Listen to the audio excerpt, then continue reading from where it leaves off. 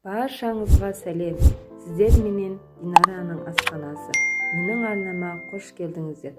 Сіздермен бірге ерекше балықты қуыру әдісіменен маринаттау жолын көрсететін боламын. Ол үшін маған лайк, комментарий қалдырып отырыңыз. Видеоның соңына дейін бірге болыңыз. Алдын ала жуып тазаланған балығымызды видеода көрсетілгендей кесіп аламыз. 3-4 минутта кесіп аламыз, пісуге ыңғайлы болу үшін. Кесілген балығымыздың екі жағына тұзымызды сеуіп шығамыз. Тұзымызды көп салу қажет емес, жан-жағына тұзды сеуіп шығамыз. Ыдысымызға салып, жақсылап араластырамыз. Араластырып болғанымыздан кейін 15-20 минутқа пакет жауып қоямыз. Бөлек ыдысымызға 2 жұмыртқамызды шағамыз. Шанышқының көмегіменен араластырамыз. Араластырып болғанымыздан кейін өзіңіздің қалаған дәмдеуіштер қоссаңыз болады.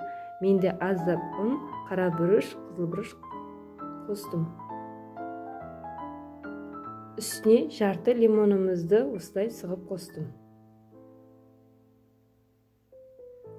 Тағы да жақсылап араластырамыз.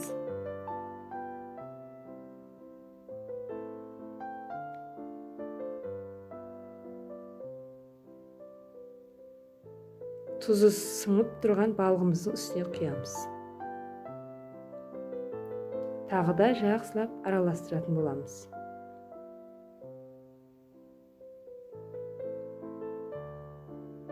Араластырып болғанымыздан кейін қызып тұрған майда қуырып алатын боламыз. Бірінші бір жағын осылай саламыз. Осылай қатты көпіріп кетеді. Бір жағы 2-3 минуттай тұрады. Екінші жағын осылай қызарғаннан кейін аударатын боламыз.